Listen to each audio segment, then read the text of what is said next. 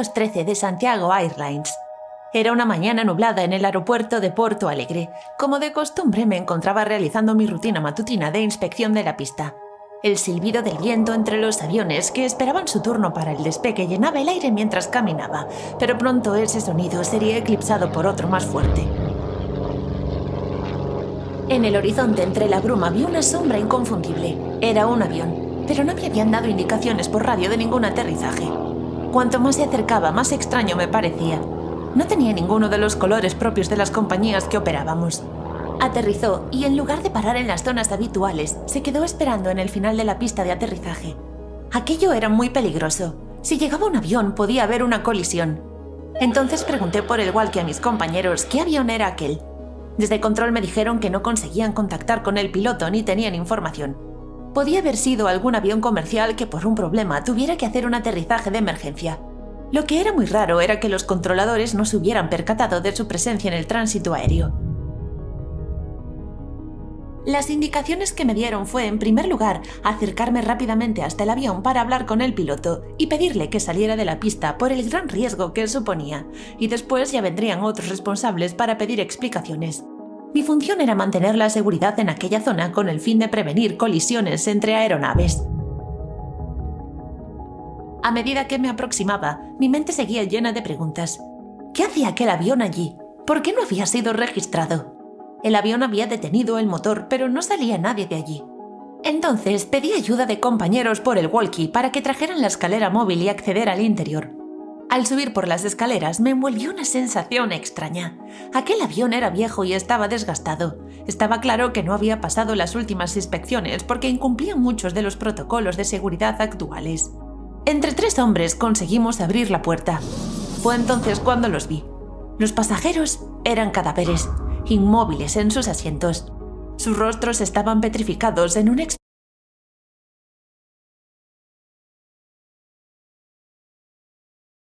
expresión de terror, como si hubieran sido testigos de una tragedia antes de que la muerte los reclamara. Tragué saliva con dificultad mientras continuaba avanzando. Mi mente no era capaz de comprender lo que veía. Era como si hubiera viajado en el tiempo. Las telas, los asientos, la ropa de la gente, todo era de hacía más de 30 años, y aquel olor a muerto, no sabría cómo explicarlo. Me daban arcadas y notaba cómo el aire estaba tan contaminado que quemaba mis pulmones, como si el mismo oxígeno estuviera impregnado de la desesperación de los que habían muerto en aquel lugar. Después me dirigí a la cabina de mando. El corazón me latía con fuerza en el pecho mientras abría la puerta y me encontraba con la escena más aterradora de todas. El piloto y el copiloto estaban sentados en sus asientos, como si hubieran sido congelados en el acto de pilotaje del avión. Sus manos aún sujetaban con fuerza los mandos, como si hubieran estado luchando por mantener el control hasta el último momento. Me quedé allí paralizado, incapaz de apartar la mirada de los cuerpos sin vida frente a mí. ¿Qué había pasado? No conocía a los pilotos. El avión, los instrumentos de navegación, todo estaba tremendamente anticuado. Me encontraba en medio de una situación completamente surrealista. Si no fuera porque lo creía imposible, creería que aquel avión había viajado en el tiempo. Decidí examinar más detenidamente las pertenencias de los pasajeros en busca de alguna pista que pudiera arrojar algo de luz sobre lo que había sucedido. Encontré periódicos antiguos, revistas desgastadas y carteras llenas de documentos con fechas de hacía más de 3 décadas. A medida que revisaba cada uno de estos objetos, un recuerdo pasó por mi mente. Aquello no era simplemente un avión antiguo que había aparecido misteriosamente. No, era algo teóricamente imposible. Aquella aeronave era la 513 de Santiago Airlines, el mismo avión que había desaparecido sin dejar rastro hacía más de 35 años. Saqué el móvil del bolsillo y realicé una búsqueda de imágenes reales del avión y la compañía. Todo era igual. Recordé las historias que había escuchado sobre aquel fatídico vuelo y las publicaciones de prensa que hablaban de su desaparición. Y mientras me encontraba parado en medio de los restos de aquel vuelo perdido en el tiempo, ¿cómo era posible que hubiera reaparecido de la nada? ¿Y qué había sucedido con sus pasajeros y tripulantes? Decidí que tenía que informar de inmediato sobre aquel descubrimiento a las autoridades pertinentes. No podía permitir que aquel misterio quedara sin resolver, no solo por el bien de los familiares de los desaparecidos, sino también por la seguridad de todos aquellos que se encontraban volando. Salí del avión y me dirigí hacia el aeropuerto en busca de ayuda. Había muchas preguntas sin respuesta, pero estaba decidido a descubrir la verdad detrás de aquel vuelo. Horas más tarde, cerraron todo el tráfico aéreo y desalojaron el aeropuerto. A todos los viajeros que tenían una salida ese día se les transportó en buses al aeropuerto más cercano y a otros se les dio habitación en hoteles de manera gratuita. Poco después, llegó gente de todo tipo de organismos, policías, bomberos, médicos forenses, incluso llegó el presidente y altos cargos del gobierno. Un poco más tarde, llegó el ejército y nos metieron en un cuarto a los testigos. Después de estar varias horas esperando sin que nos dieran ningún tipo de explicación, una detective me dijo que quería hablar conmigo a solas.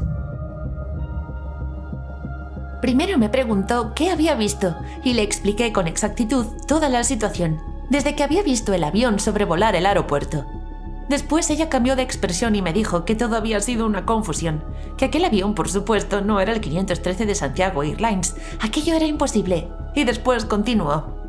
Entenderá que esto, aunque haya sido un malentendido, no es bueno que lo vaya contando. Le pedimos que no lo comente con nadie, ni siquiera con su familia. Ya sabe, esto podría crear un caos innecesario si llegara a oídos de la gente. Yo me quedé indignado. ¿En serio me iban a hacer creer que había alucinado? Rápidamente le contesté. No, mire señorita, si ustedes no quieren que esto salga a la luz, porque puede hacer que el país entre en pánico, ya que rompe absolutamente todas las reglas de la lógica y la vida como la entendemos, me parece muy bien, y yo colaboraré con ustedes.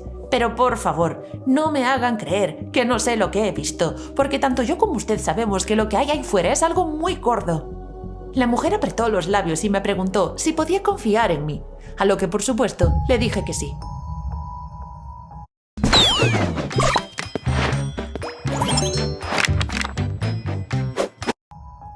Tiempo más tarde comenzaron a surgir los rumores acerca de lo que había sucedido en el avión.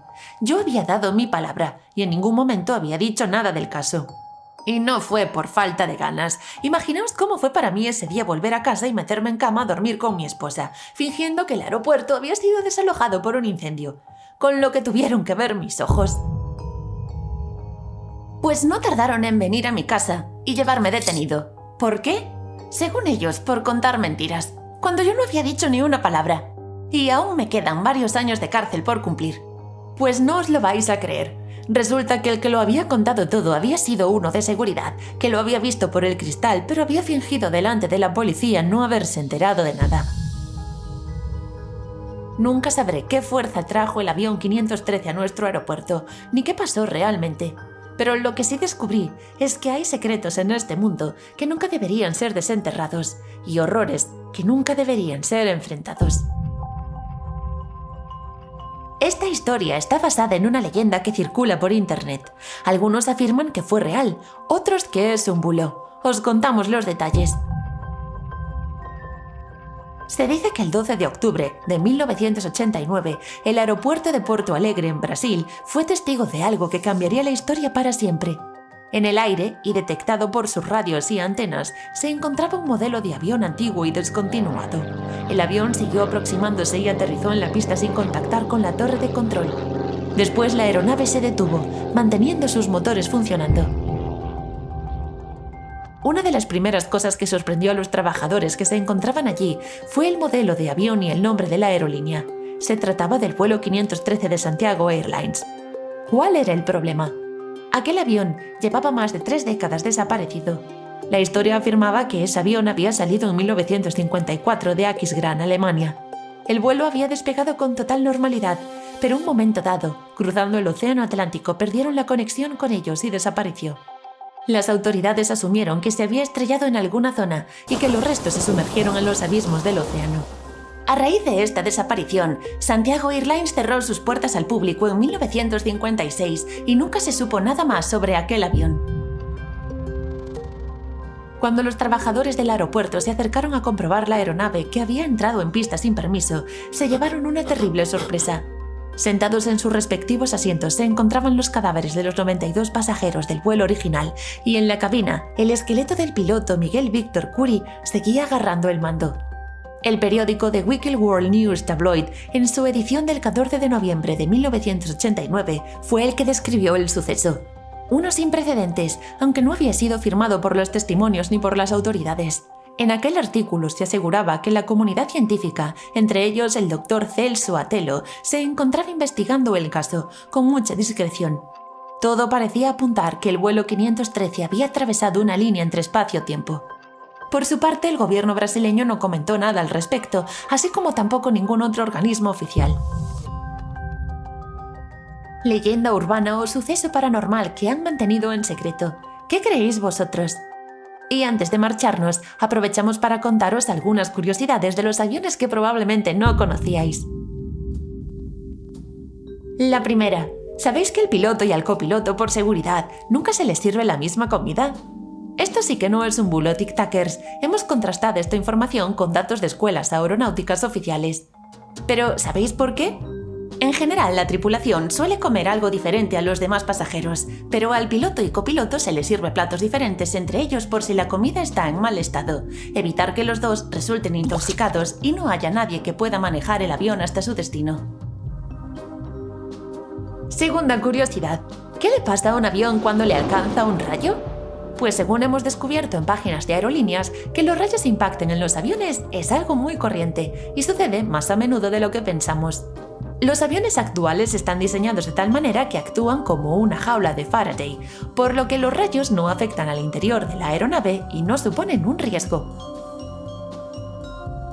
Seguro que alguna vez que habéis viajado en avión por la noche habéis pensado que bajan las luces para dejaros dormir. Bueno, pues no es exactamente por esa razón, sino por seguridad. Las fases más críticas de un vuelo son el despegue y el aterrizaje, y en caso de evacuación de emergencia, la visión de los pasajeros se ajustará rápidamente a la oscuridad. Al atenuar las luces, los ojos se van adaptando a la oscuridad progresivamente, y en caso de accidente resultará más fácil dirigirse a las salidas de emergencias del avión. ¿Sabíais que en la mayor parte de los aeropuertos se utilizan halcones como medida de seguridad?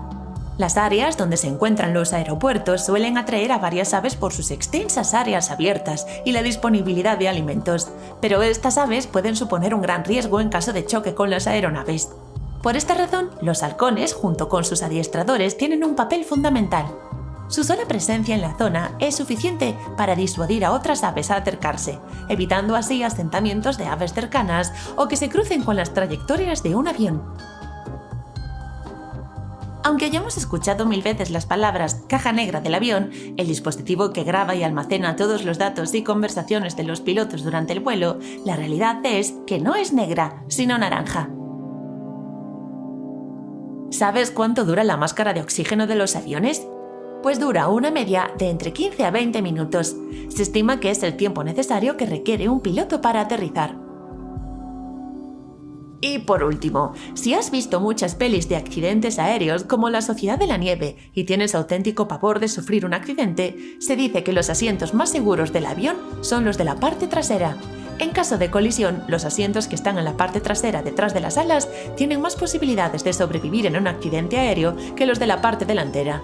Se estima que los ubicados justo detrás de las alas tienen un 69% de posibilidades de sobrevivir y los que están justo en la zona de las alas un 56%. Pero es muy importante que sepáis que el avión es el medio de transporte más seguro que hay. Disfrutad de sus viajes siempre que podáis.